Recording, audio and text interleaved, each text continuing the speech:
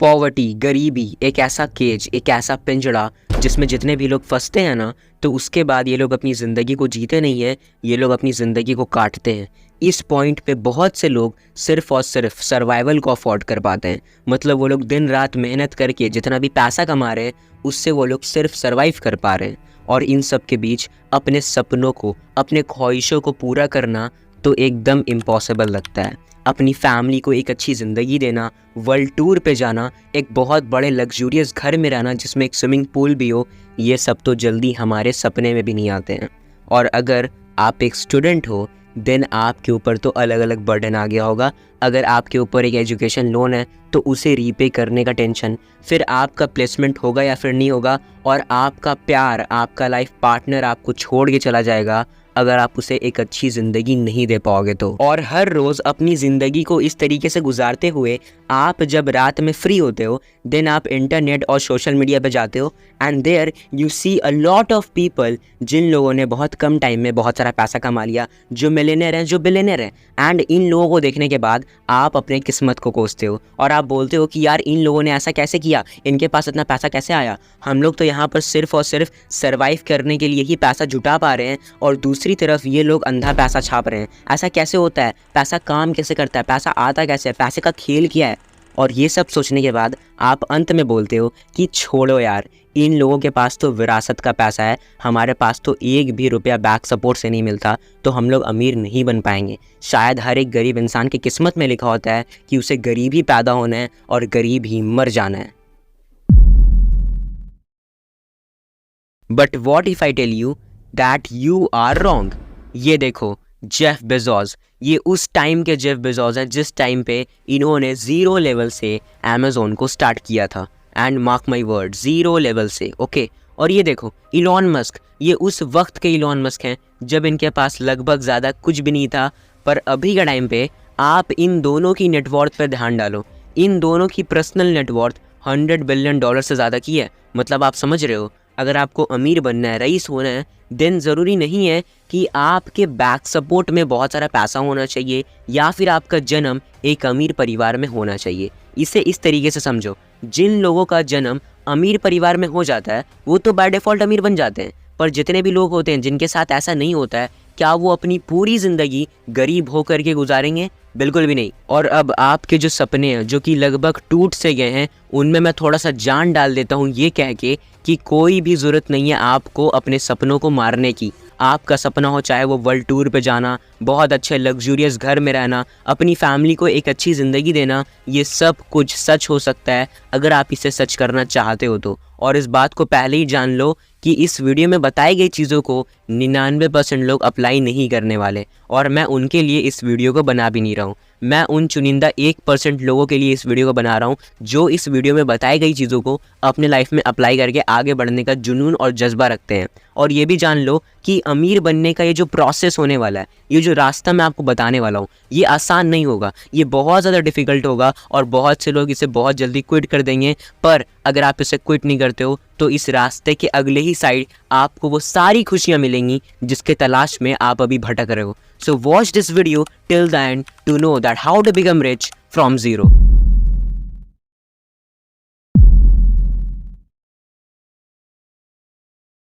सबसे पहले आप लोग मुझे बताओ कि पैसा असल में है क्या आपके according. What is money according to you. आप पैसे को लेकर के क्या थिंकिंग रखते हो? क्या ये सिर्फ एक मोह माया है या फिर ये हर एक फसाद की जड़ है? और या तो आपने सोसाइटी में अक्सर सुना होगा कि लोग कहते हैं कि भाई पैसा पेड़ पे नहीं उगता, पैसा कमाना बहुत मुश्किल है, कहना आसान है करना मुश्किल है। ऐसे काफ़ी सारे निगेटिव और रॉन्ग कंडीशनिंग है जो सोसाइटी हमारे अंदर डाल देता है पैसे को लेकर के। पर अब फिर से वही सवाल आ जाता है कि पैसा असल में क्या है। वेल, पैसा असल में एक टूल है, एक ऐसा टूल है जिससे हमें पावर और फ्रीडम मिलता है। आप खुद ही इस बात को सोच कर देखो, जब आपके पास पैसा रहता है, बहुत सारा पैसा रहता है, देन आपके पास पावर रहता है और आपको अपने लाइफ को लेकर के बहुत ज़्यादा कॉन्फिडेंस महसूस होता है। और उसके साथ साथ आपके पास टाइम अनलिमिटेड रहता है, आप फ्रीडम को महसूस करते हो, आप अपने फैमिली के साथ टाइम स्पेंड कर पाते हो, वेकेशन पे जा पाते हो, ट्रैवल कर पाते हो और अपने हर एक डिज़ायर और वांट्स को पूरा कर पाते हो। और यही एक टूल है जो हमें ये करने के लिए अलाउ करता है, और वो होता है पैसा। और इसके ही थ्रू हम लोग अपनी लाइफ को अच्छे से जी पाते हैं, इंजॉय कर पाते हैं। और इसी पैसे को पाने के लिए हर एक इंसान दिन रात एक करके मेहनत करता है, इसके पीछे भागता रहता है। पर मेरा एक सवाल है, जो लोग पैसे के पीछे भागते हैं और इसको लेकर के डेस्परेट रहते हैं, क्या ये लोग बहुत सारा पैसा कमा लेते हैं? The answer is no. Because पैसे के पीछे भागना ये एक ऐसा चीज़ है ना जो कि आपको हमेशा गरीब रखेगा। ये एक बहुत बड़ा ट्रैप है, क्योंकि आप देखो मिडिल क्लास फैमिली में क्या होता है, ये लोग का एक मॉडल चलता है। वो मॉडल है अर्न, स्पेंड एंड रिपीट। मतलब पैसे के पीछे भाग करके पैसा कमाओ और उसे खर्च करो और इसे रिपीट करते रहो अपने ज़िंदगी के आखिरी दिनों तक। और यही कारण है जिसके कारण हर एक गरीब इंसान हमेशा गरीब रह जाता है। बिकॉज वो कमाएगा और अपने नीड्स एंड वांट्स के ऊपर उस कमाए गए पैसे को स्पेंड कर देगा और इसे लगातार रिपीट करता रहेगा। और जितने भी लोग हैं जो इस पर्टिकुलर साइकिल में फंसे हुए हैं, ये लोग या तो जॉब करते हैं या फिर कुछ केसेस में सेल्फ एम्प्लॉयड होते हैं। अब यहाँ पर एक इंटरेस्टिंग बात सुनो, जितने भी लोग हैं जो इस पर्टिकुलर साइकिल को फॉलो करते हैं, ये लोग एक टाइम के बाद लाखों रुपए या फिर कम से कम 1 करोड़ रुपए तो पक्का टच कर देते हैं, कमा लेते हैं। तो क्या इसका मतलब ये है कि ये लोग अमीर बन जाते हैं? बिल्कुल भी नहीं। इसे इस तरीके से समझो, एक इंसान है जो कि जॉब करता है और उसके थ्रू उसने 50 साल में 1 करोड़ रुपए कमाया है। अब ये पैसा कैसे आया मैं आपको बताता हूँ। जो वो जॉब करता है ना, उसमें उसकी मंथली सैलरी है 20,000, मतलब 20,000, और 50 साल में टोटल 600 मंथ्स होते हैं। अब अगर आप 20,000 को मल्टीप्लाई करोगे 600 से, देन आपके सामने आंसर आ जाएगा 1 करोड़ 20 लाख रुपए। अब मेरा एक सवाल है, क्या इस अमाउंट के थ्रू वो इंसान अमीर बन पाएगा? आप इस बात को समझने की कोशिश करो। बिकॉज देखो, 50 साल में, एक इतना लंबा टाइम में इन्फ्लेशन कितना ज़्यादा बढ़ गया होगा। हर साल इन्फ्लेशन बढ़ रहा है, तो 50 साल में इन्फ्लेशन कितना ज़्यादा हो गया होगा, और इसके कारण उसके पैसे की भी वैल्यू कम हो गई होगी। और दूसरा इंटरेस्टिंग बात बताऊं, वो 1 करोड़ रुपए असल में उसके पास है ही नहीं। बिकॉज इस मॉडल के हिसाब से कमाओ, खर्च करो और उसे रिपीट करो। मतलब उसने इतना साल में जो 1 करोड़ रुपए कमाया वो उसने ऑलरेडी खर्च कर दिया है। तो इस मॉडल के थ्रू आप कभी भी अमीर नहीं बन पाओगे। अब सवाल ये आता है कि अगर किसी आम व्यक्ति को अमीर बनना है तो उसे कौन से मॉडल को फॉलो करना पड़ेगा? वेल, आप इस मॉडल को समझो जो कि है ESBI। ई का मतलब है एम्प्लॉयड, एस का मतलब है सेल्फ एम्प्लॉयड, बी का मतलब है बिजनेस और आई का मतलब है इन्वेस्टमेंट। अब इसका मतलब ये है कि दुनिया के 10% लोग, सिर्फ 10% लोग या तो बिजनेस करते हैं या तो इन्वेस्टर होते हैं, और दुनिया के बाकी बचे हुए 90% लोग या तो एम्प्लॉयड होते हैं, कोई जॉब करते हैं, या फिर सेल्फ एम्प्लॉयड होते हैं। अब यहाँ पर इंटरेस्टिंग चीज़ ये है कि इन 90% लोगों के पास दुनिया का 10% पैसा है, और इन 10% लोगों के पास दुनिया का 90% पैसा है। मतलब आप समझ रहे हो, अगर आपको एक्चुअल में अमीर बनना है तो आपको बिजनेस या फिर इन्वेस्टमेंट में इन्वॉल्व होना ही पड़ेगा। आप बिरला से लेकर के टाटा तक चले जाओ, अंबानी से लेकर के अडानी तक चले जाओ, हर एक इंसान को देख लो, वो लोग किसी ना किसी तरीके से बिजनेस या फिर इन्वेस्टमेंट में इन्वॉल्व होते हैं। अब यहाँ पर कुछ लोग बोलेंगे कि भाई जॉब से भी अमीर बना जा सकता है। वेल, बिल्कुल बना जा सकता है, बट उसके लिए आपको जॉब के साथ साथ अलग अलग पैसिव इनकम के सोर्सेज को क्रिएट करना पड़ेगा। और अगर आपको बहुत ज़्यादा अमीर बनना है, देन आपको सुंदर पिचाई जैसे किसी जॉब को हासिल करना पड़ेगा। बट मार्केट में जो 2 ऑप्शन होता है सबसे ज़्यादा अमीर बनने के लिए ना, और जो सबसे ज़्यादा अच्छा ऑप्शन होता है वो होता है बिजनेस और इन्वेस्टमेंट।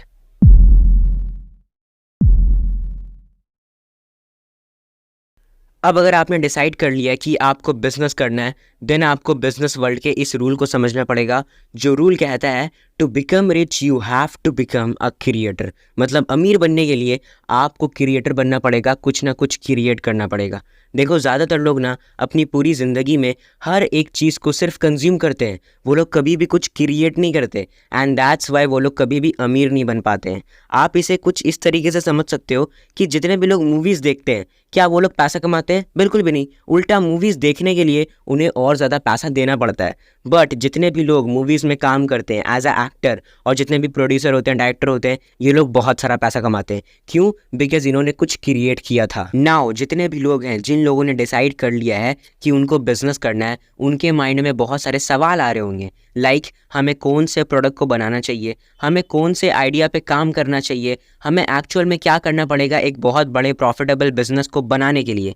वेल, अगर आप इन सब के बारे में यूट्यूब पे सर्च करोगे देन वहाँ पर लगभग हर एक यूट्यूबर आपको बोलेंगे कि आपको बस प्रॉब्लम को सॉल्व करना है। अगर आपका प्रोडक्ट और सर्विस बहुत बड़ा प्रॉब्लम को सॉल्व करेगा देन आप बहुत सारा पैसा बना लोगे। अगर आप लाखों के प्रॉब्लम को सॉल्व करोगे देन आप लाखों रुपए कमाओगे। अगर आप करोड़ों के प्रॉब्लम को सॉल्व करोगे देन आप करोड़ों रुपए कमाओगे।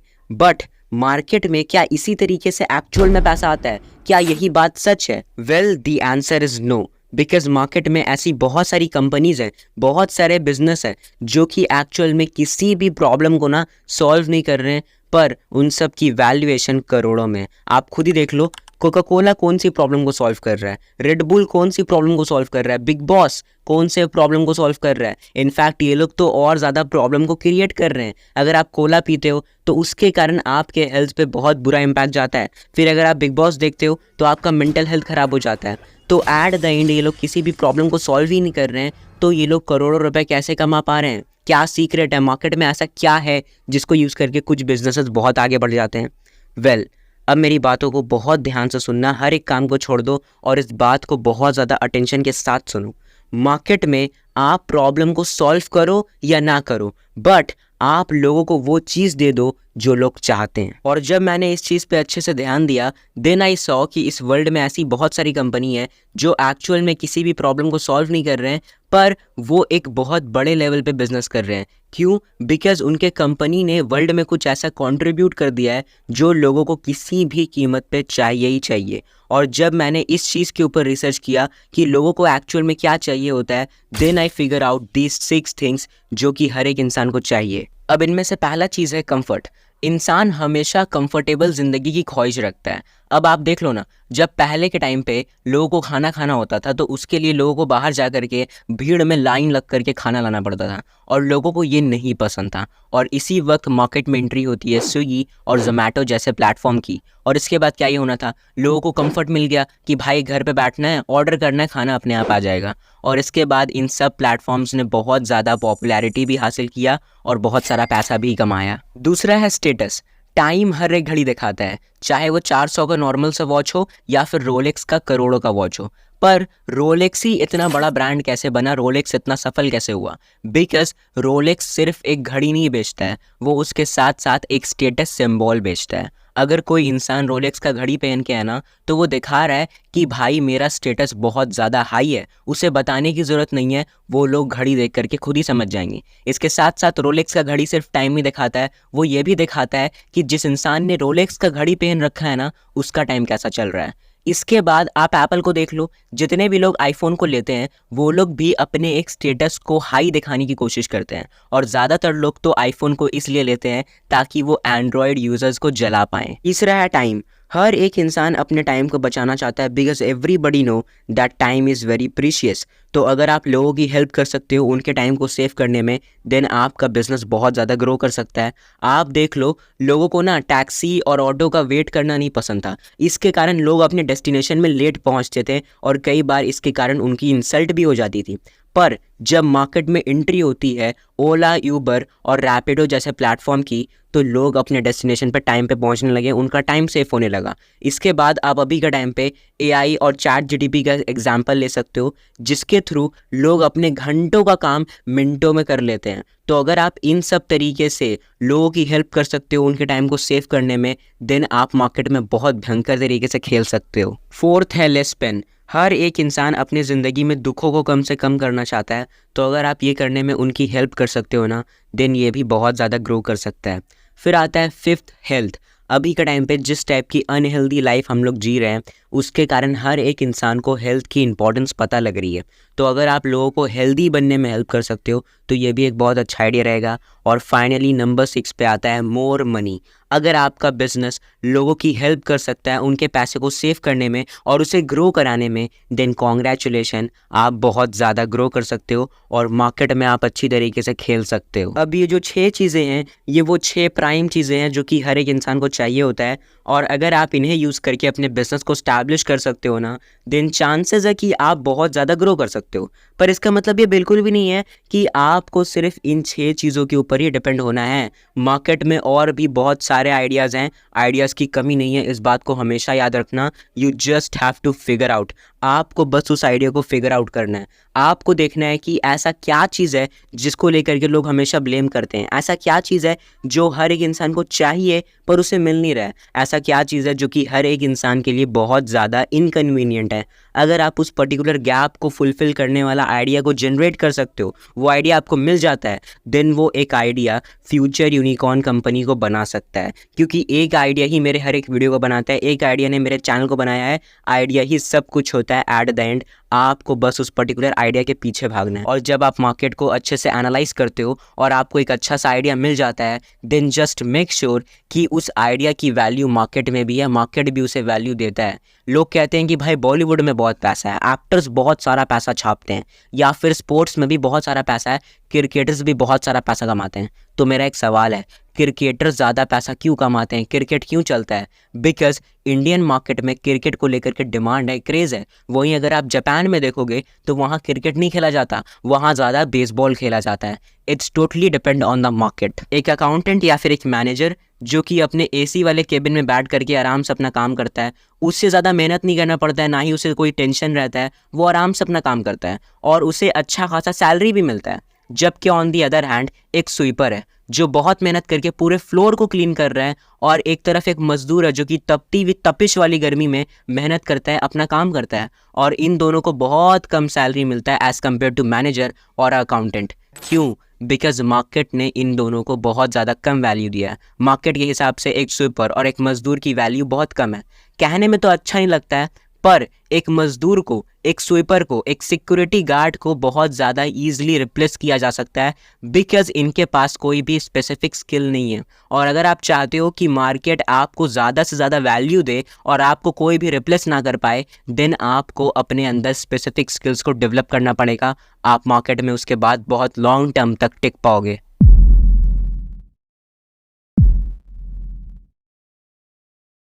अब वीडियो के इस टाइमलाइन पे मैं आपको एक चीज़ बताना चाहता हूँ कि अमीर बनना जितना मुश्किल है ना, जितना मुश्किल ये सफ़र है, उससे कई ज़्यादा मुश्किल होता है अमीर बने रहना। आप बहुत से लोगों को देख सकते हो जिन्होंने बहुत सारा पैसा कमा लिया या फिर कोई लॉटरी जीत लिया, और उसके बहुत टाइम के बाद वो लोग वापस पहले की तरह ज़ीरो लेवल पे आ गए। आई नो आपको केबीसी के सुशील कुमार तो याद ही होंगे। और अगर आप चाहते हो कि आपके साथ ऐसा ना हो, देन आपको मनी मैनेजमेंट को अच्छे से समझना पड़ेगा, और उसके लिए आपको इन 3 चीज़ों को समझना पड़ेगा। पहला इनकम स्टेटमेंट, दूसरा बैलेंस शीट, और तीसरा है cash flow. Number 1 income statement. Income statement में बेसिकली 2 चीज़ें आते हैं। पहला हमारा इनकम जो हम लोग कमाते हैं, और दूसरा हमारे एक्सपेंसेस जो कि हमारे खर्चा वगैरह हो गया, चाहे वो ग्रोसरीज का हो, इलेक्ट्रिसिटी बिल, वाटर का बिल, एक्सेट्रा। सेकेंड है बैलेंस शीट। ये बहुत इंपॉर्टेंट है। बैलेंस शीट में 2 चीज़ें आते हैं, पहला एसेट और दूसरा लाइबिलिटी। एसेट मतलब वो चीज़ जो कि हम लोग को पैसा देता है, और लाइबिलिटी वो होता है जो कि हम लोग से पैसा लेता है। अब यहाँ पर एक इक्वेशन आपको देखने को मिलेगा जो कि आपको अमीर बना सकता है और लगातार अमीर बनाता रह सकता है, और वो इक्वेशन ये है कि आप अगर ज़्यादा से ज़्यादा एसेट्स को एक्वायर करोगे तो आप लगातार अमीर बनते रहोगे। और यहाँ पर बैलेंस शीट में आप अपने एसेट और लाइबिलिटीज़ के क्वांटिटी को ट्रैक कर सकते हो। और अगर आप एक जॉब भी कर रहे हो और उसके साथ साथ आपने बहुत सारे एसेट्स को एक्वायर कर लिया है, देन कॉन्ग्रेचुलेशन, आप जॉब के साथ अमीर बन सकते हो। थर्ड है कैश फ्लो। कैश फ्लो बहुत ज़्यादा इंपॉर्टेंट है, और ये हर एक इंसान के लिए अलग अलग होता है। एक गरीब इंसान जिसका जितना सैलरी है उससे ज़्यादा उसके एक्सपेंसेस हैं, तो उसका कैश फ्लो कुछ इस टाइप का होगा। जैसे ही उसके पास उसका सैलरी आएगा, उसका इनकम आएगा, वो अपनी इनकम को लेगा और अपने बेसिक नेसेसिटी पे स्पेंड कर देगा, और उसके बाद उसके पास एक भी रुपए नहीं बचेगा। तो ऐसे जितने भी लोग होते हैं ना, ये लोग अपने सर्वाइवल के लिए ही काम करते हैं। दूसरे यहाँ पर आते हैं मिडिल क्लास लोग। ये वो लोग हैं जो अमीर तो बन सकते हैं, पर ये लोग एसेट को एक्वायर ही नहीं करते हैं। ये लोग अपने बचे कुचे कैश को सीधा का सीधा लाइबिलिटीज़ में स्पेंड कर देते हैं, जैसे कि कार की ईएमआई, बाइक की ईएमआई, होम ईएमआई, या फिर नया आईफोन आ गया वो लेना है उसकी ईएमआई। तो ऐसे ये लोग अननेसेसरी स्पेंडिंग करते रहते हैं, और इसी कारण ये लोग कभी भी अमीर नहीं बन पाते हैं। अब लास्ट में आते हैं रिच क्लास लोग। जब कभी भी इन लोगों के पास इनका इनकम आता है तो वो लोग उस इनकम को लेते हैं और अपने एसेट्स में सबसे पहले इन्वेस्ट कर देते हैं, और जब इनके एसेट्स इनके पास इनकम आता है तो उस एसेट से आए हुए इनकम को ये लोग लेंगे और उससे अपने एक्सपेंस को निकालेंगे और उससे जितने भी लाइबिलिटीज़ को खरीदना होगा वो उसे खरीदेंगे और अंत में बाकी बचा हुआ जितना भी पैसा रहता है वो उसे भी लेंगे एंड अगेन एसेट्स में इन्वेस्ट कर देंगे।